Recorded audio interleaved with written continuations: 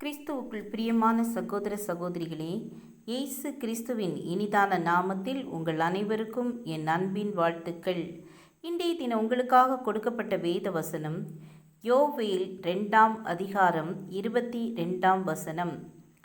வெளியின் மிருகங்களே, பயப்படாதேயுங்கள். வனாந்தரத்திலே மேய்ச்சல்கள் உண்டாகும், விருட்சங்கள் காய்களை காய்க்கும், அத்தி மரமும் திராட்சை செடியும் பலனை தரும்.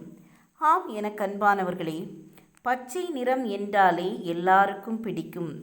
ஏனென்றால் பச்சை செழிப்பை குறிக்கிறது. வயல்வெளிகள், தோட்டம், தேயிலை எஸ்டேட் இவைகளை பார்க்கும்போது செழுமையை குறிக்கும். வேதத்தில் நாம் சங்கீதம் 23:2 வாசிக்கும் பொழுது, அவர் என்னை புல்லுள்ள இடங்களில் மேய்த்து அமர்ந்த தண்ணீர்கள் அண்டையில் என்னை கொண்டு போய் விடுகிறார் என்று எழுதப்பட்டுள்ளது. புல்லுள்ள இடங்களில் என்னை மேய்த்து, அதாவது நம்மை செழிப்பாக்கி நமக்கு ஆசீர்வாதத்தை கொடுத்து வழிநடத்துகிறார்.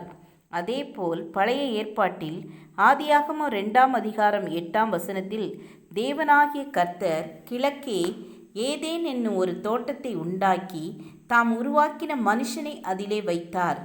ஒரு செழிப்பான தோட்டத்தை உருவாக்கி அதிலே மனுஷனை வாழ வைக்கிறார்.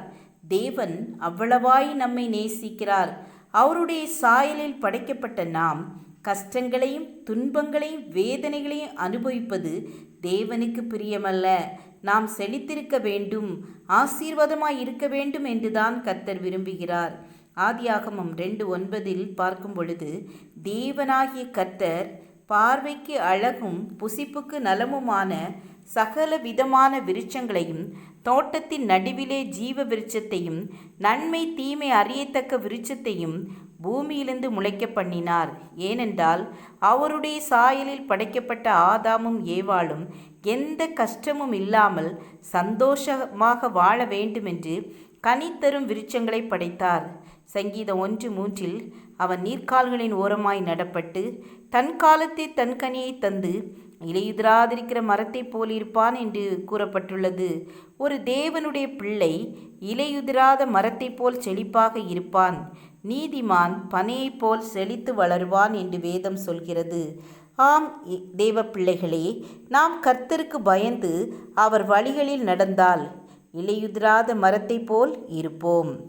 ஜெபம் செய்வோம். கிருபையும் இரக்கமும் நிறைந்த கர்த்தாவே, நீர்ப்பாய்ச்சலான தோட்டத்தைப் போலவும் வற்றாத நீரூற்றைப் போலவும் எங்களை ஆசீர்வதித்து வழிநடத்துங்க. இயேசுவின் நாமத்தில் பிதாவே, ஆமேன் ஆமேன். God bless you.